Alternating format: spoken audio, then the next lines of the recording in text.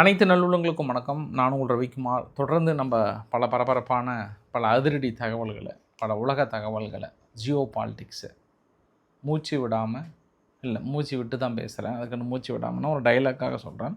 தொகுத்து வழங்கிட்டுருக்கோம். இப்போ நம்ம நேராக சுவிட்சர்லாந்து போயிடலாம். என்ன நடந்தது பேச்சுவார்த்தை? ஃபஸ்ட் ரவுண்டு ஒரு 80 நிமிஷம் வரைக்கும் நடந்தது. 80 நிமிஷம் பேச்சுவார்த்தையில் பாசிட்டிவாக தான் இருக்குது. பெருசாக நம்ம இப்படி அப்படின்லாம் சொல்கிறதுக்கெல்லாம் இல்லை. ஆரம்பிக்கும் போதே பாசிட்டிவாக அமைச்சிடலாம். ஏன்னா ஒரே ரூமில் 2 நபர்களும் சந்திக்கிறாங்க அப்படின்னாவே அது நம்ம பாசிட்டிவ் ரிசல்ட்டாக தான் நம்ம பார்க்கணும். அதை தாண்டி இந்த பக்கம் ரஷ்யா பக்கம் வந்தோம் அப்படின்னா, நேற்று மாஸ்கோ என்று கிரீமியா மீது கடும் தாக்குதலை நிகழ்த்தியிருக்கிறது உக்ரைன். ஸோ பதிலுக்கு ரஷ்யா தாக்கல் நடத்தியிருக்கிறதா, என்ன நிகழ்ந்திருக்கிறதுங்க, அதையும் நம்ம பார்த்துடலாம். பிரதானமாக நம்மளுடைய நோக்கம் என்ன? பேச்சுவார்த்தை அமைதியை திரும்புதா இல்லையா? Strait of Hormuz almost close பண்ணி வச்சுருக்கிறாங்களே, அது திங்கட்கிழமை ஓப்பன் ஆகுமா ஆகாதா அப்படின்னா, இன்னும் ஸ்ட்ரெஸ் யாராவது இருந்தீங்கன்னா நீங்களும் நிறைய தகவல்கள் உங்கள்கிட்ட சொல்கிறேன், வாட்ச் பண்ணுங்கள். ஸோ வீடியோக்குள்ள போகிறதுக்கு முன்பு நீங்கள் நம்ம சேனலை சப்ஸ்கிரைப் பண்ணலாம். சப்ஸ்கிரைப் பண்ணிவிட்டு வாங்க. மறக்காம பெல் பட்டன் கிளிக் பண்ணி ஆல் ஆப்ஷன்ஸ் கொடுங்க. வீடியோ கொடுக்கலாம்.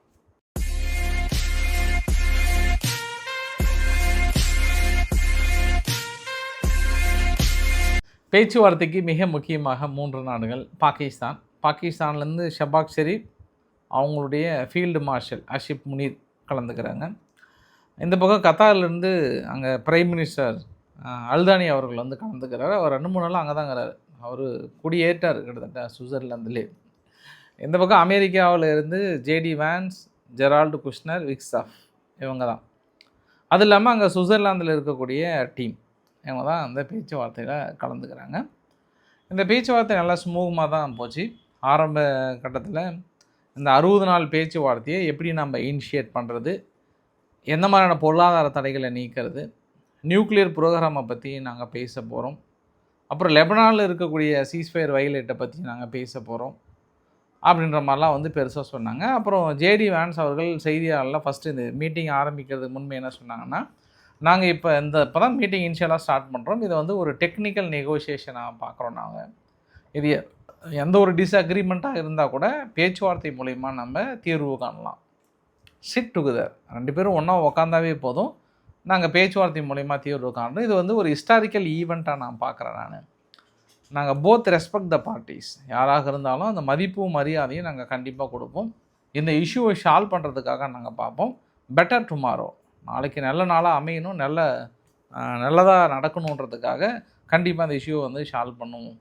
அது இல்லாமல் நிறைய பேர்த்துக்கு ஒரு டெக்னிக்கல் ஸ்ட்ரக்சர்ஸை நாங்கள் உருவாக்க போகிறோம். அந்த 60 நாளில் இந்த ஒரு டெக்னிக்கல் ஸ்ட்ரக்சர்ஸை நிறைய தடைகளை உடைத்தெறிந்து ஃபுல்லாக நாங்கள் பாசிட்டிவாக போக போகிறோம் அப்படின்றத சொல்லிட்டார். ஒன்றும் பிரச்சனை இல்லை.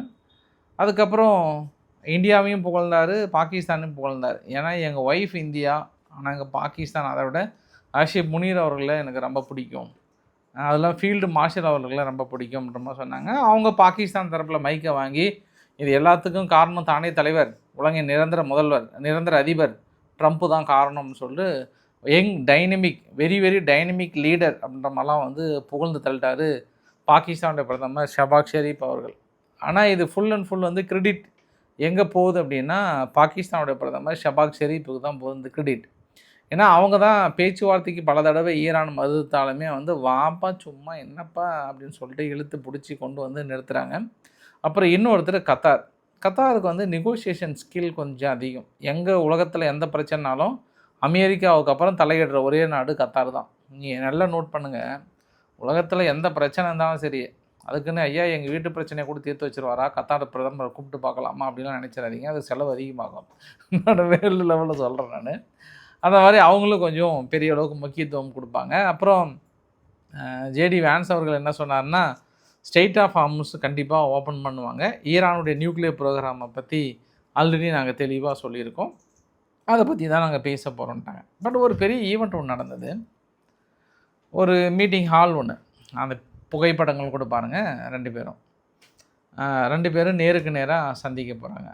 பட் நான் என்ன பெரிய ஒரு மாற்றம், இது ஏன் நான் பாசிட்டிவாக பார்க்குறேன் அப்படின்னா, இதற்கு முன்பெல்லாம் பேச்சுவார்த்தை நடத்தும்போது ஈரான் என்ன பண்ணாங்க, அமெரிக்கா இருக்கிற பக்கம் கூட திரும்ப மாட்டாங்க, அவங்க ரூமு கூட வர மாட்டாங்க. ஏன்னா ஈரான் தரப்பில் அமெரிக்கான்னு சொல்லிட்டேன்னா ஈரான் அது இல்லாமல் நான் எல்லாத்தையும் சொன்னேன் பாருங்கள், ஈரான்லேருந்து யார் வந்து கலந்துக்கிட்டாங்கன்றதே நான் ஆரம்பத்துலேருந்து சொல்லாமல் விட்டுட்டேன் நான். ஈரானில் இருந்து அராக்சி அவர்களும் அவங்க கேலிபஃப் அவர்களும் அப்புறம் இன்னும் ஒரு 3வது நபர் ஒருத்தர், எனக்கு கரெக்டாக ஃப்ளோவில் வரல, அந்த 3 பேர் வந்து கலந்துக்கிறாங்க. பட் அந்த ஏற்கனவே ஈரானுடைய டீம் வந்து எப்பவுமே அவங்க நேருக்கு நேராக ஒரே ரூமில் சந்திக்கவே மாட்டாங்க. இதுக்கு முன்னாடி பேச்சுவார்த்தை அப்போ கூட அவங்க அமெரிக்கா உள்ளே இருந்தால் வரமாட்டேன்ட்டு ஃபஸ்ட்டு இவங்க போய் சொல்லுவாங்க, அதுக்கப்புறம் அவங்க வந்து பேசுவாங்க. அதனால் இந்த பேச்சுவார்த்தை என்ன ஆச்சு அப்படின்னா ஒரு நாள்லாம் இழுக்கும். 18 மணி நேரம்லாம் பேசியிருக்கிறாங்க உட்காந்து. டயர்ட் ஆகிடுவாங்க. ஏன்னா இவங்க சொல்கிறது அவங்க சொல்கிறதுன்னு. பாருங்கள், இந்த தடவை வந்து ஒரு ரூமுக்குள்ளே வந்துட்டாங்க. பாகிஸ்தான் கை கொடுக்குறாங்க, கத்தார் கை கொடுக்குறாங்க. ஆனால் நான் அவங்ககிட்ட பேச மாட்டேன் அப்படின்னு சொல்லிட்டாங்க. ஆனால் ஒரே டேபிள் ஆப்போசிட் சைடில் டேபிளில் உட்காரன்ட்டாங்க. இது எவ்வளோ பெரிய ஒரு மாற்றம் இல்லையா? எவ்வளோ பெரிய ஒரு சேஞ்சஸ், ரைட்டு. பட் இன்பிட்வீன் கேப்பில் ஏன்பா ஒரு ட்ராமாவை கிரியேட் பண்ணுறீங்க? அதாவது அவங்க மக்கள்கிட்ட என்ன எல்லாருமே என்ன ப்ரூவ் பண்ணுறாங்கன்னா, நாங்கள் வந்து ஒரு மாதிரி தரம் தாழ்ந்து கீழே இறங்கி போகலை, நாங்கள் கெத்தாக தான் இருக்கோம் அப்படின்றத ஒருத்தருக்கு ஒருத்தர் வந்து சலித்தவர்கள்லாம் கிடையாது. யார்? பெசஸ்கியன் அவர்களை சொல்கிறேன் நான். பெசஸ்கியன் அவர்கள் அங்கே மீட்டிங் நடக்கும்போதே, நான் ரிசல்ட் என்னன்னு சொல்கிறதுக்கு முன்னே இதை சொல்லிடுறேன் நான். மீட்டிங் நடந்துகிட்டு இருக்கும்போதே இங்கே அவங்களுடைய இயருக்கான ஒரு மொமெண்டம் நடக்குது. அதில் அவர் பேசும்போது ஈரான் ஒரு பொழுதும் மிரட்டலால் பணியாது, நாங்கள் அணு ஆயுதம் கொடுப்பதற்கான திட்டத்தெல்லாம் இல்லை, கண்டிப்பாக அது கொடுக்கவும் மாட்டோம், நாங்கள் புதிய இதில் வேணால் நாங்கள் சைன் பண்ணலாம், ஒரு பொழுதும் நாங்கள் இறங்கி போக மாட்டோம் அப்படின்னு சொல்கிறாரு. அது இல்லாமல் ட்ரம்ப் பேசுகிற அந்த வாய் வார்த்தைக்கெல்லாம் நாங்கள் பயப்பட மாட்டோம் அப்படின்னு சொல்கிறாரு. அப்போ என்ன ஊடகங்கள் எல்லாமே என்ன பெருசான்னா, அப்போ ஓஹோ ஈரான் பயங்கர கெத்துப்பா, அவங்க வந்து அணு ஆயுதத்தெல்லாம் கொடுக்க மாட்டேங்கிறாங்க, அப்படிங்கப்பா அவங்க மக்களும் வந்து சூப்பர் வெற்றின்னு கொண்டாடுவாங்க இல்லையா? சரி ரைட்டு. இந்த பக்கம் ட்ரம்ப் விட்டுருவாரா? உடனே ட்ரம்ப் என்ன பண்ணுறாரு, தன் எக்ஸ்தலத்தில் பெசஸ்கியன் அவர்கள் வந்து வாயை பொத்திக்கிட்டு அமைதியாக இருக்கிறது நல்லது, இல்லைனா என்ன நடக்கும் அப்படின்றது எங்களுக்கு தெரியும், ஆல்ரெடி ஒப்பந்தத்தில் போட்டது தான், ஸ்ட்ரெயிட் ஆஃப் ஹார்முஸும் ஓப்பன் பண்ணியிருக்கணும், நீங்கள் அது என்னது என்ரிச் பண்ண யூரேனியத்தையும் கொடுத்துருக்கணும். ஸ்ட்ரெயிட் ஆஃப் ஹார்முஸை வந்து நீங்கள் பணமே வசூல் பண்ணக்கூடாது, 60 நாள் மட்டும் இல்லை, அடுத்த இது கூட வசூல் பண்ணக்கூடாது, நாங்கள் தெளிவாக்குறோம், ஷட் யுவர் மவுத் அப்படின்ற மாதிரிலாம் அவர் திருப்பி போட. அதுக்கப்புறம் இன்னொரு ட்வீட்டுமே போடுறாரு, ஈரான் நீங்கள் உடனடியாக லெபனானில் இருக்கக்கூடிய ப்ராக்சி குரூப்ஸுக்கு ஃபண்டிங் கொடுக்கறத நிறுத்தணும், நிறைய ட்ரபிள் கொடுத்துட்ருக்கீங்க, இல்லைனா ஈரான் வந்து வெரி ஹார்ட் எகைன், மறுபடியும் நாங்கள் கடுமையாக தாக்கல் நடத்துவோம், லாஸ்ட் வீக் இதுக்கு முன்னாடி நடந்த மாதிரி தான், ஒன்லி ஹார்டர் தான் பதில் பேசும் அப்படின்னு சொல்லிட்டு ஃபாக்ஸ் நியூஸுக்கு ஒரு பேட்டி கொடுக்குறாரு. பாருங்களேங்க, அதாவது அங்கே நடந்துகிட்ருக்கிற அதே சமயத்தில் இங்கேயும் சைமல்டேனியஸாக அந்த நியூஸோடு இது ரொம்ப பரபரப்பாக போயிட்டுருக்கு. அப்புறம் ஈரான் ஃபுல்லாக வந்து ஸ்ட்ரெயிட் ஆஃப் ஹார்முஸை க்ளோஸ் பண்ணதில் ஒரு டெரரிஸ்ட் ஆக்குபையிங் கண்ட்ரி, இந்த டெரரிஸ்ட் ஆக்குபையிங் கண்ட்ரியால் மட்டும்தான் இது மாதிரிலாம் வந்து பண்ண முடியும் அப்படின்னு ஒரு எதிர்ப்பு தெரிவிச்சுட்டு நான் இஸ்ரேல்கிட்ட சொன்னேன், நான் இஸ்ரேல் நீங்கள் ஹோல்டு பண்ணுங்கள், ஏன்னா நீங்கள் பெருசாக ஹெஸ்புல்லா உங்களால் டிஸ்மேண்டில் பண்ண முடியாது, வீடுகளெல்லாம் தகர்க்கிறது மூலிமா அவங்கள டிஸ்மேண்டில் ஒழிச்சிருவோம் முடியாது, அவங்க சிரியா கிட்ட ஒப்படைச்சிருங்க, சிரியா பார்த்துப்பாங்க, சிரியா ஆல்ரெடி டன் ஏ குட் ஜாப், நல்லா சிறப்பாக பண்ணிகிட்டு இருக்காங்க. அவரும் ஒத்துக்கிட்டாராம், அவர் சாரா அவர்கள் வந்து வாங்க ஒன்றும் பிரச்சனை இல்லை அனுப்புங்க, நான் பேசிக்கிறேன் வாங்க அப்படின்னு தான் சொன்னாராம். அதனால் நான் பல தடவை சொல்லிட்டேன், இருந்தாலும் அவங்க ஹோல்டு பண்ணலேங்கிறாங்க. ஸோ ஹிஸ்புல்லா வந்து லெபனானுடைய இன்டர்னல் மேட்டர், சிரியா அது கையில் எடுத்தாங்கன்னா கரெக்டாக இருக்கும், பட் பார்க்கலாம் நாங்கள் அப்படின்னு சொல்கிறாரு. அப்போ நம்ம என்ன புரிஞ்சுக்கணும், அப்போ எல்லாமே அவங்க கொள்கையில் தெளிவாகிறாங்க. அட்டேங்க அப்பா, ட்ரம்ப் மறுபடியும் ஈரானை அடிக்கிறன்ட்டார், புட்டிக்கிறன்ட்டார், முடிஞ்சதுரா அப்படின்ற ஒரு பிம்பத்தை கிரியேட் பண்ணணும்னு நினைக்கிறாரு. அங்கே பெசஸ்கியன் அவர்களும் வந்து ஒரு பிம்பத்தை வந்து கிரியேட் பண்ணணும்னு நினைக்கிறாரு. நான் இன்னொரு பிம்பத்தையும் நான் சொல்லிடுறேன், நான் ஏதோ இந்த ஒப்பந்தெல்லாம் அக்ரிமெண்ட் போகிறதுனால ஈரான் பெருசாக இலக்கில் வெற்றி பெற்றுச்சு அப்படின்னு நினச்சிங்கன்னா அதுவும் ஒரு மாயை தான். ஈரான் இழக்காத இழப்புகளே கிடையாது, அவங்களோட உச்சபட்ச தலைவரை இழந்துட்டாங்க, அவங்களுடைய முக்கிய தலைவர்களை காப்பாற்ற முடியாமல் ஐஆர்ஜிசியோட ட்ரீயே முடிஞ்சு போச்சு, அடுத்தடுத்த தலைவரில் கொண்டுட்டேன்ட்டாங்க இஸ்ரேல். அவங்க மட்டும் இல்லை, சயின்டிஸ்ட்டை நிறைய பேர்த்த வந்து கொண்டு இருக்காங்க. ஒரு கட்டத்தில் தனது தலைவர்களை காப்பாற்ற முடியாமல் தடுமாறினாங்க. சரி கடைசி காலத்துக்கு உதவுவாங்களேன்றதுக்காக தான் அராக்சி அவர்களையும் கேலிபாஃப் அவர்களையும் விட்டு வச்சு தான் வந்து ஏற்கனவே இஸ்ரேல் தரப்பில் சொன்னாங்க. இந்த பேச்சுவார்த்தையெல்லாம் முடியும் போது தான் உங்களுக்கு தெரியும் யாருக்கு எங்கே சாதகமாக அமைஞ்சது, எங்கே பாதகமாக அமைஞ்சது, இல்லை நிஜமாகவே விட்டு வச்சதுக்கான அர்த்தங்கள் புரியுதா அப்படின்றத நீங்கள் பார்க்கணும். அவங்கள வந்து கொல்லாமல், அதாவது இஸ்ரேல் வந்து பிளான் பண்ணாமலாம் இல்லை, அதாவது குறி வைக்காமலாம் இல்லை, அவங்க சரி இது தலைவர்களை விட்டு வைக்கலான்றதுக்காக தான். அது இல்லாமல் நிறைய ஏர்ஃபோர்ஸ் நிறைய பகுதிகளை வந்து டெக்னிக்கலாகவே அவங்க நிறைய இழந்துட்டாங்க ஈரான், இல்லைன்னா மறுக்கவே முடியாது. பதிலுக்கு இஸ்ரேலுடைய முக்கிய தலைவர்கள் மீது யாராவது தாக்கல் நடத்தி இறந்தார்கள்னா அப்படிலாம் கிடையாது. இஸ்ரேல் இழப்புகளை சந்தித்தாலுமே ஈரானுடைய இழப்புகள் அதிகம். பட் அக்ரிமெண்ட் முடிவில் வந்து யாருக்கு சாதகமாக அமையுது, அதுதான் ரொம்ப முக்கியம். ஏன்னா டைம்ஸ் ஆஃப் இஸ்ரேல் என்ன சொன்னாங்கன்னா 70% ஆஃப் இஸ்ரேல் மக்கள் என்ன நினைக்கிறாங்கன்னா இந்த அக்ரிமெண்ட் வந்து ஈரானுக்கு சாதகமாக அமையுது. இழப்புகள் ஒரு பக்கம் இருக்கலாம், ஏன்னா ஒரு தலைவர் இருந்தால் மற்றொரு தலைவர் வராரு, அவ்வளோதான், எங்களுக்கு அதெல்லாம் உயிரெல்லாம் எங்களுக்கு இதுக்கு சமம்ட்டாங்க அவங்க ஈரான் தரப்பில். நீங்கள் கொள்றதுன்னா இன்னும் 10 பேர்த்த கூட சேர்ந்து கொண்டுக்கோங்க, அதெல்லாம் பிரச்சனை இல்லை, எங்களுக்கு அடுத்த தலைவர் வந்துடுவார் அப்படின்ற பேச்சில் இருக்கும்போது தான் சரி ஓகே அக்ரிமெண்ட்டில் ஈரானுக்கு சாதகமாக இருக்குன்றாங்க. இப்போ நம்ம என்ன புரிஞ்சுக்கலான்னா லெபனானுடைய கான்ஃப்ளிக்டை நாங்கள் இந்த இதுக்குள்ளே கொண்டு வரோம் அப்படின்னு ரொம்ப ஸ்ட்ரிக்டாக சொன்னாங்க காலையில் அவர் ஜேடி வான்ஸ் அவர்கள் சொல்லும்போது. ஆனால் இன்றைக்கி அவங்களோட டிஃபென்ஸ் மினிஸ்டர், இஸ்ரேலோட டிஃபென்ஸ் மினிஸ்டர், நான் சொல்கிறது எல்லாமே அங்கே பேச்சுவார்த்தை நடந்துகிட்டு இருக்கும்போதே சொல்கிறேன், நாங்கள் ஹல் தஹார் அப்படின்ற ஒரு பகுதியில் முக்கிய டனலை கண்டுபிடிச்சோம், ஹெஸ்புல்லானுடைய டனலை கண்டுபிடிச்சோம். ஒரு 22 கிலோமீட்டர் பக்கம் இருக்குது, அதை முழுமையாக அழிச்சிட்ருக்கோம், உள்ளே கண்டிப்பாக மாட்டிகிட்ருக்காங்க, மேற்கொண்டு நாங்கள் தீவிரப்படுத்த போகிறோம், ஹெஸ்புல்லா இல்லா நிலையை உருவாக்க போகிறோம், சதன் லெபனான்லேருந்து வெளியே வர மாட்டோம்னு சொல்கிறாங்க. நெதன்யாகு அவர்கள் என்ன சொல்கிறாருன்னா, நான் மறுபடியும் ஆட்சியில் இருக்கிற வரைக்கும் ஈரான் அணு ஆயுதங்களை உற்பத்தி செய்யவும் முடியாது, அதுக்கான வழிகோல்களும் கிடையாது, எங்களோட செக்யூரிட்டி ஜோனை யாராலையும் தாண்ட முடியாது, இதை நீங்கள் எழுதி வைத்து கொள்ளுங்க அப்படின்னு சொல்கிறாரு. சைடு கேப்பில் நான் இது சொல்கிறது எல்லாமே மறுபடியும் நான் திருப்பி சொல்ல மறந்துடக்கூடாது, ஏன்னா ஃபைனல் ரிசல்ட் என்னன்னு நீங்கள் பார்க்கணும்.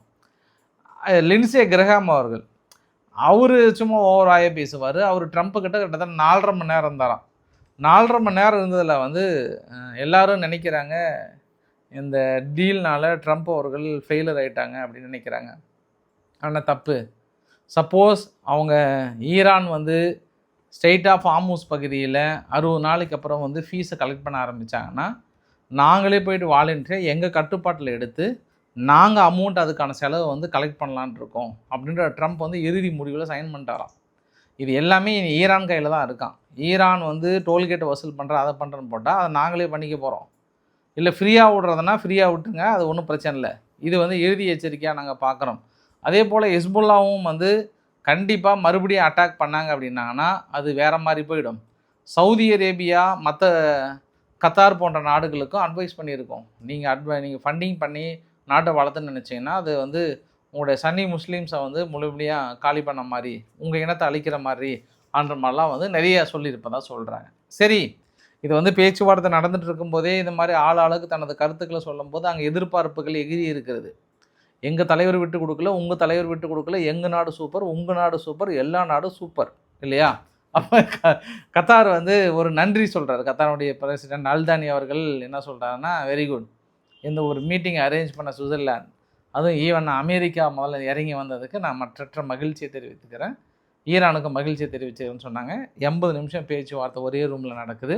பேச்சுவார்த்தைலாம் முடிஞ்சதுக்கப்புறம் பெருசாக செய்தியாளர்கள் சந்திப்பு இன்னும் கொடுக்கல, மேபி இன்று இரவு கொடுப்பதற்கான வாய்ப்புகள் இருக்குது. பட் அதுக்குள்ளே வந்துட்டேன். பட் அங்கேருந்த மறுவைத்த நபர்கள் என்ன சொன்னாங்கன்னா, இன்னொரு விஷயம் கூட நான் பார்த்தேன், நான் அராக்சி அவர்களுடைய எக்ஸலில் பதிவு, அந்த மீட்டிங்லாம் முடிச்சுட்டு வெளியே வரும்போது ஒரு பதிவு பார்த்தேன். ஆக்சுவலாக நாங்களே ஸ்டேட் ஆஃப் ஹார்முஸை காலையிலேருந்து ஓப்பன் பண்ணலாம் தான் இருந்தோம், அதுக்குள்ளே ட்ரம்ப் வந்து மிரட்டி நாங்கள் ஓப்பன் பண்ண வந்தால் என்னால் தான் ஓப்பன் பண்ணாங்கன்றது ஸ்கோர் பண்ணுறதுக்காக தான் பண்ணுறாரா, போதும் இந்த ட்ராமா அப்படின்னு சொல்கிறாரு யார், அராக்சி அவர்கள். அப்போ யாராவது நீங்கள் நாளைக்கு காலையில் ஏதோ க்ரூட் ஆயில் விலையேறப்போகுது, ஸ்டேட் ஆஃப் ஹார்முஸை க்ளோஸ் பண்ணிட்டாங்க அப்படிலாம் நினைக்காதீங்க, அவங்களே காலையில் ஓப்பன் பண்ண போகிறாங்க, அது கொஞ்சம் கொஞ்சமாக நாங்கள் ஓப்பன் பண்ணுறோம், ஒன்றும் இஷ்யூலாம் இல்லை. ஆனால் ட்ரம்ப் அதுக்குள்ளே ஸ்கோர் பண்ணணும்னு நினைக்கிறார் பற்றியா, அதனால தான் நாங்கள் ஓப்பன் பண்ணுறது, ஆல்ரெடி பிளான்டு தான் இது, ஒன்றும் பெரிய இஷ்யூலாம். இன்னி கூட பாருங்கள், சவுதி அரேபியாவுடைய கப்பல் ஒன்று விட்டுருக்காங்க, அதாவது பெருசாக தடை விதிக்கப்பட்டிருந்தால் கூட வேண்டப்பட்ட கப்பல்கள்லாம் விட்டுட்டு தான் இருக்கும்னாங்க. நல்ல வேளை இந்திய கப்பல் வந்து ஒரு 6 கப்பல் கிராஸ் ஆகி வந்துடுச்சு. அதுக்கப்புறம் தான் அவங்க பெருசா தடைன்ற மாரி சொன்னாங்க. ஸோ ஃபைனலா என்ன கன்க்ளூஷன் கொண்டு வந்திருக்காங்கன்னா, அந்த 60 நாள் இதில வந்து என்ரிச் பண்ண யுரேனியத்தினுடைய ஸ்டாக் பையில வந்து ஐஏஇஏ வந்து இன்ஸ்பெக்ட் பண்ணுவதற்கு கண்டிப்பா ஒத்துக்கிறாங்க. ஃபைனல் காம்ப்ரிஹென்சிவ் அக்ரீமெண்ட்டை நோக்கி நம்ம அடுத்த ஸ்டெப் வந்து போலாம். 60 நாள் நெகோசியேஷன் பீரியடை வந்து ரொம்ப ஸ்ட்ரெயிட் ஆஃப் ஹார்முஸ் வந்து ஓப்பன் பண்ணியிருக்கணும் போன்ற அக்ரிமெண்ட்டை வந்து அடுத்த கட்டத்துக்கு வந்து கொண்டு போகிறாங்க. இப்போ வந்து சும்மா ஒரு டெக்னிக்கலாக பேசுகிறாங்க. 2 பேரும் பல முறுக்கல்கள் இருந்தாலுமே ஒரே ரூமில் சந்திக்கிற எல்லாமே வந்து பாசிட்டிவாக வந்து பார்த்துருக்காங்க. ஓகே, பார்க்கலாம், நம்ம நல்ல ரிசல்ட்டு தான் வரும். பட் அதுக்குள்ளே இந்த சின்ன சின்ன அந்த அந்த கெத்து தான் கொஞ்சம் நம்மளுக்கு செட் ஆகலை. இது எல்லாமே யார் கையில் இருக்குன்னா, இஸ்ரேல் கையில் இருக்குது, ஹெஸ்புல்லா கையில் இருக்குது, அவ்வளோதான். அப்போ ட்ரம்ப் அவர்கள்கிட்ட இன்னொரு வார்த்தை கேட்குறாங்க, இவ்வளோ நீங்கள் பேசுகிறீங்க, இங்கே காசா விவகாரத்தை கூட தீர்த்து வைக்கலாமான்னு. எங்களுக்கு காசா விவகாரம் இப்போதைக்கு எங்களுக்கு அவசரம் கிடையாது. அக்ரிமெண்ட் போட்டாங்கல்ல, வெயிட் பண்ணிட்டோம், ஒன்றும் பிரச்சனை இல்லை. அவங்க ஆயுதங்களை சரண்டர் பண்ணல, வெயிட் பண்ணிட்டு நாங்கள் இப்போதைக்கு இங்கே வந்துடுறோம். இங்கேயும் ஒரே ஒரு அக்ரிமெண்ட்டு, அதுக்கப்புறம் பேசிக்கலான்னு. இது வரைக்கும் ஒரு அக்ரிமெண்ட்டும் ஃபுல்ஃபில் பண்ணல. அவங்க ஆரம்ப கட்டத்தில் போரை நிறுத்துறதுக்கு வராங்க. அதுக்கு தான் ஜேடி வான்ஸ் என்ன சொன்னாலும், எங்கள் தலைவர் வந்து உலகத்தில் எந்த மூலையில் எங்கே சண்டை நடந்தாலும் அவர் ஓடி வந்து இந்த போரை நிறுத்தணும்னு பார்ப்பார். சும்மா ஒரு கிராமத்துக்குள்ளே சண்டை நடந்தால் கூட அங்கே தலைவருக்கு பிடிக்காது, அவ்வளோ அமைதி விரும்புவார் அவர். அதனால் வந்து ட்ரம்ப்பு போன்ற தலைவர்கள் உலக தலைவராக கிடைச்சதுக்கு நம்ம பெருமைப்படணும், சந்தோஷப்படணும், ஆனந்த கண்ணீர் வடிக்கணுன்ற மாதிரிலாம் ஜேடி வான்ஸ் சீனை போட்டுட்டு இருந்தார். சரி தலைவா, நீ சீனை போட்டுக்கோ, உங்கள் தலைவர் உங்கள் பாடு, எங்கள் தலைவர் எங்கள் பாடுன்ற மாதிரி நம்ம நினச்சிக்க வேண்டியதுதான் மனசுக்குள்ளே. அவங்கவுங்களுக்கு அவங்கவுங்க தலைவர் பெருசு இல்லையா? இல்லை, அப்படி தான். இப்போ நம்ம இங்கே ஜெலன்ஸ்கி கிட்டே போயிடலாம். அங்கே இருக்கக்கூடிய விஷயங்கள் அதோட முடிஞ்சது. ஜெலன்ஸ்கி கிட்டே போகிறதுக்கு முன்பு நான் இன்னொரு விஷயத்தையும் சொல்லிடுறேன். உங்கள்கிட்ட நேற்று சொன்னால், இன்றைக்கி காலைல ஆர்கேயில் சொன்னால், கிறிஸ் ஸ்டார்மர் அவர்கள் ரிசைன் பண்ண போகிறாரு. நாளைக்கு ரிசைன் பண்ண போகிறாரு, கிட்டத்தட்ட கன்ஃபார்ம் பண்ணிட்டாங்க. ட்ரம்ப் என்ன பண்ணுறாரு, தனது எக்ஸல பதிவில் வந்து கிறிஸ் ஸ்டார்மர் ரிசைன் பண்ண போகிறாரு, அவர் வந்து ஃபெயில்டு, 2 சப்ஜெக்டில் வந்து ஃபெயில் ஆகிட்டார். ஒன்று வந்து எனர்ஜி, இன்னொன்று வந்து ஓப்பன் நார்த் சி ஆயில். இந்த 2 விவகாரத்தில் வந்து ஃபெயிலியர் ஆகிட்டார். எனர்ஜி, இன்னொன்று வந்து இமிக்ரேஷன்னா அகதிகள் வந்து உள்ளே விட்டதில் பெரிய அளவுக்கு ஃபால்ட்டுன்றாங்க. அகதிகள் உள்ளே விட்டதில் பெரிய அளவுக்கு ஃபால்ட் அப்படின்னா அவர் எதை பேஸ் பண்ணி சொல்கிறாருன்னா, ரீசண்டாக அங்கே அதாவது யூகேவுக்குள்ளார அந்த ரேப் கேங்கை பற்றி ஒரு தனியார் நிறுவனம், ரூபர்ட் லோவான்னு சொல்லிட்டு ஒரு ஆத்தர் ஒருத்தர் வந்து ஒரு டீட்டெயில் ரிப்போர்ட் ஒன்று எழுதுகிறாரு. கடந்த 10 வருடங்களாக யூகேவுக்குள்ளார எத்தனை பேர் பாலியல் துன்புறுத்தல்கள் கற்பழிக்கப்பட்டிருக்கிறார்கள் அப்படின்னு பார்த்தோம் அப்படின்னா, 2.5 லட்சம் பெண்கள் குழந்தைகள் எல்லாமே வந்து பாலியல் துன்புறுத்தலுக்கு உள்ளாக்கப்பட்டிருக்கிறார்கள். எவ்வளோ பேர்? 2.5 லட்சம் பேர். நீங்கள் இந்த சார்ட்டை பாருங்களேன், 2.5 லட்சம் பேர். அதில் வந்து பெரிய ஒரு கேங்கே வந்து பெருசாக இயங்குது. பின்னாடி வந்து நிறைய ஃபண்டிங் சோர்ஸ் கூட கொடுக்குறாங்கன்ற மாதிரி வந்து ஒரு குண்டை போடுறாரு. அதில் எந்த நாடு வந்து டாப் லிஸ்ட்டில் இருக்குது? மொத்தம் இது வரைக்கும் ரேப் கேங் கைது பண்ணதில் வந்து 87% வந்து எல்லாமே முஸ்லீம்ஸ் கண்ட்ரீஸ்லேருந்து வந்தவங்க, அது முஸ்லீம்ஸ் தான் அப்படின்றார் அவர் அந்த ஆய்வு கட்டுரையில். அதில் பாகிஸ்தான் வந்து முதல் இடத்துல இருக்காங்க, சோமாலியா 2வது இடத்துல, ஈரான் 3வது இடத்துல, சிரியா, டர்க்கி. இவங்க தான் இங்கே ஒரு கேங்க்கு மாதிரி உள்ள நுழைஞ்சி யூகேனுடைய எதிர்கால திட்டத்தையே சிதைச்சி பாலியல் துன்புறுத்தல் வந்து ஆளாக்கப்பட்டிருக்கிறாங்க. நினச்சி பாருங்கள், 10 வருஷத்தில் எவ்வளோ? 2.5 லட்சம் பேர். அப்போ இப்போ ரீசெண்டாக கிறிஸ் ஸ்டார்மர் அவர்கள் பதவி ஏற்றுக்கிட்டதுக்கு அப்புறம் கூட இந்த மாதிரியான பாலியல் துன்புறுத்தல்கள் நடக்கும்போது அவங்க கைது பண்ணுறதுக்கான ஒரு ஸ்ட்ராங் நடவடிக்கை எடுக்காமல் ரொம்ப ஈஸியாக அவங்களுக்கான சட்டத்திட்டங்கள் பெருசாக இல்லாமல் பெயில் வாங்கிட்டு வெளியே வந்து அடுத்தது பண்ணிட்டு போகிறாங்க. அதுவும் குறிப்பாக பாகிஸ்தானை தான் அவர் சொல்கிறார். பாகிஸ்தான் தான் டாப் லிஸ்ட்டில் இருக்காங்க. இதுக்குன்னே ஒரு குரூப் வந்து ஃபண்டிங் பண்ணி இயக்குறாங்க. இந்த கலாச்சாரத்தை வந்து யூகேனுடைய கலாச்சாரத்தை ஒழிக்கிறதுக்குன்னே இது இயங்கிட்டு இருக்காங்க. Totally failure. இதுக்கு முன்னாடி இருந்த அரசாங்கம் சரி, இப்பயும் சரி அப்படின்றத ரிப்போர்ட்டை கொடுக்குறாங்க. இந்த முன்னாடி இருந்தே இந்த மைக்ரேஷன் பிரச்சனையில் உள்ளே வர பிரச்சனையில் பெரிய இஷ்யூ வந்து போயிட்டே தான் இருக்குது. ஏன்னா நெதர்லாண்டு விவகாரத்தில் ஒரு பெரிய ஒரு கேப்டவுன் பக்கத்தில் உள்ள நுழையும் போது இஷ்யூ ஆகிட்டு வெடிச்சாங்கல்ல. ஆனால் இவ்வளோ பேசுகிறாங்க. நான் ஃபுட்பால் வாட்ச் பண்ணிட்டுக்கிறேன். ஏங்க, நெதர்லாண்டில் வந்து வெள்ளையின மக்களை விட கருப்பின மக்கள் தாங்க அதிகமாக விளையாடிட்டு இருக்காங்க. இவங்க ஏதோ நாங்கள் அகதிகளை தடுக்கிறோம், பயங்கரமாக போயிட்டோம் அப்படின்னு சொன்னால் கூட 2 விஷயம் நான் அங்கே மட்டும் இல்லை, நிறைய ஐரோப்பா நாடுகளில் பார்த்தீங்க அப்படின்னா ஆஃப்ரிக்கன் பீப்புள்ஸ் தான் நிறைய விளையாடுற மாதிரி எனக்கு தெரியுது. ஆஃப்ரிக்கா நாட்டில் பார்த்தீங்கன்னா வெள்ளையின மக்கள் நிறைய விளையாடுற மாதிரி தெரியுது. இது என்ன கான்செப்ட்னே எனக்கு புரியல. ஆனால் இவங்க பெருசாக அகதிகளை ஒழிக்கிறேன் அது மாதிரி பண்ணுறேன் அப்படின்னு பேசிகிட்டு இருக்கிற விவகாரத்தை வந்து பார்க்க முடியுது. இது கிறிஸ் ஸ்டார்மர் அவர்களுக்கு எதிராகவே மாறிவிட்டது.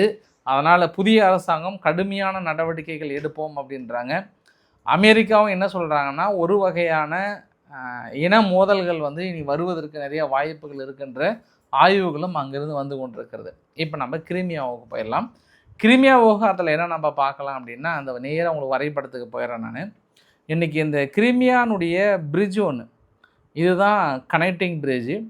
இது ரஷ்யானுடைய ஹார்ட் அப்படின்னு சொல்லுவாங்க. அதாவது கிரிமியா கனெக்ட் பண்ணக்கூடிய ஹார்ட்டு. மொத்தம் 4 இடத்துலேருந்து ட்ரை பண்ணுறாங்க இவங்க. ஜாப்ரோசியா பகுதியில், அங்கே உக்ரைன்லேருந்து சி வழியாகவும் ஒடிசா பகுதியிலேருந்தும் ட்ரை பண்ணியிருக்காங்க. ஃப்ளெமிங்கோ மிசைல்ஸ் மூலிமா அவங்க ட்ரை பண்ணியிருக்காங்க. ஸோ அடிச்சிட்டாங்க, ஆல்மோஸ்ட் வந்து அடிச்சிட்டாங்க. இது ஃபஸ்ட்டு ஒரு சக்ஸஸ் பண்ணியிருக்காங்க அவங்க. 2வது சக்ஸஸ் அப்படின்னா ஜூன் 6ஆம் தேதியிலேருந்து 21ஆம் தேதி வரைக்குமே இது கிரிமியா வருகின்ற பாதை எல்லாமே பாருங்கள் ட்ரோன் மூலிமா அந்தந்த வெஹிக்கிள்களை தாக்கல் நடத்திட்டு இருக்காங்க. அந்தந்த வெஹிக்கிள் நல்லா தெரியுதுங்களா? அதே மாதிரி இந்த கிரிமியாவை கீழே கனெக்ட் பண்ணுற இடத்துல பாருங்கள் பிரிட்ஜ் மாதிரி இருக்குது பாருங்கள், அது எல்லாமே அடிச்சிட்டாங்க. 3 பிரிட்ஜை வந்து ஏற்கனவே அடிச்சிட்டாங்க. அது வர்றதுக்கான வாய்ப்புகளே இல்லை. கடைசியில் இன்னும் ஒரே ஒரு பிரிட்ஜ் மட்டும்தான் இருக்குது. அது இன்றைக்கி அடிச்சிட்டாங்க. ஆல்மோஸ்ட்டு கிரிமியா வந்து ஒரு தீவு மாதிரி தனிமைப்படுத்திட்டாங்க. இனி எதுவுமே தொடர்பு கொள்ள முடியாத அளவுக்கு எக்ஸிக்யூட் பண்ணுறாங்க இந்த மந்தில் இருந்து. அப்போ உங்களுக்கு அடுத்து இன்னொரு புகைப்படமும் காட்டுறேன் நான், வரைபடம். இந்த வரைபடத்தில் கிரிமியா ஒட்டுமொத்தமாக இழந்தது எங்கேருந்து எங்கே வரைக்கும் அடிச்சிருக்காங்க அப்படின்றதே நல்லா தெளிவாக பார்க்க முடியுது. இவங்களுடைய ஆப்ரேஷனே வந்து கிரிமியா ஆப்ரேஷன் ரொம்ப சக்ஸஸ்ஃபுல்லாக பண்ணிகிட்டு இருக்கிறாங்க உக்ரைன் தரப்பில் இருந்து. ஏன்னா நேற்று கூட அவங்களுடைய சக்ஸஸ்ஃபுல் ஃப்ளெமிங்கோ மிசைல்ஸ் வந்து 2000 கிலோமீட்டர் தள்ளி பெரிய அளவுக்கு வந்து அச்சீவ் பண்ணியிருக்கிறாங்க. அச்சீவ் பண்ணது மட்டும் இல்லாமல் இன்றைக்கி கிரிமியானுடைய ஒட்டுமொத்த ரேடார் சிஸ்டத்துலேருந்து எல்லாத்தையும் அழிச்சிட்டாங்க, மேக்சிமம் அழிச்சிருக்கிறாங்க. இது ரஷ்யாவுக்கு மிகப்பெரிய ஒரு பின்னடைவு. இன்றைக்கி தாக்கல் நடத்துகிற எய்ம் இருந்தால் கூட இன்றைக்கி தள்ளி வைக்கப்பட்டதாகவும் சொல்கிறாங்க. பட் இன்னொரு ஆங்கிளில் பார்த்தோம் அப்படின்னா அதற்குன்னு ரஷ்யா ரொம்ப அமைதியாக இருக்காங்களா அப்படின்னாங்கன்னா, ஜெலன்ஸ்கே வெளியிட்டிருக்கிறாரு கடந்த ஒரு வாரத்தில் மட்டும் எங்களுடைய பகுதிகளில் எந்த அளவுக்கு தாக்கல் நடத்தியிருக்காங்கன்னு பாருங்கள். கிட்டத்தட்ட 2200 ட்ரோன் அட்டாக் நடத்தியிருக்காங்க, ஹையஸ்ட்டாக நடத்தியிருக்காங்க. ஜாப்ரோசியாவில் 5 பேரும், போல்டோவோ பகுதியில் 2 பேரும் வந்து கொல்லப்பட்டிருக்கிறாங்க. தொடர்ந்து எங்களுடைய Dnipro, Kharkiv, Odesa, Sumy, Donetsk, க்ரவராட், ரிவென் போன்ற பகுதியெல்லாம் பெரிய ஒரு தாக்குதல். 1800 கெய்டட் பாம்ஸ், 87 மிசைல்ஸ் எல்லாமே தாக்கல் நடத்தியிருக்காங்க. இது வந்து நாங்கள் பதில் தாக்குதலுக்கு உள்ளாக்கப்பட்டிருக்கிறோம் அப்படின்னு சொல்கிறாங்க. அதுக்காக நம்ம ரஷ்யா அமைதியாக இருக்குன்னா இல்லை. இன்னொரு பதிவை கூட போட்டிருந்தாங்க. ரஷ்யானுடைய Su-34 ஃபைட்டர் ஜெட் மூலிமா FAB 500 ஏரியல் பாம்பு தொடர்ந்து அவங்களுடைய உக்ரைனுடைய நேஷ்னல் கார்டு பிரிகேட் மாதிரி இருக்குது, அந்த ட்ரைனிங் கேம்ப்பு அந்த பகுதியெல்லாம் அடிச்சுட்டு தாங்கிறாங்க. ரஷ்யா வந்து அடிக்காமலாம் இல்லை, அடிச்சுட்டு தான் இருக்காங்க. பட் உக்ரைன் ரொம்ப பாசிட்டிவாக உணர்கிறாங்க, சக்ஸஸ் பண்ணிகிட்டு இருக்காங்க, மிரட்டுறாங்க, பெலாரஸையும் இதுக்குள்ளே இழுக்கிறாங்க. அதனால் நம்ம என்ன நடக்குதுன்றதை பொறுத்திருந்து பார்க்கலாம் நம்ம. ஸோ பிடிச்சிருந்தால் லைக் பண்ணுங்கள், ஃப்ரெண்ட்ஸுக்கு ஷேர் பண்ணுங்கள், சப்ஸ்கிரைப் பண்ணுங்கள். ரவிக்குமார் சோமு சேனல். நன்றி, வணக்கம்.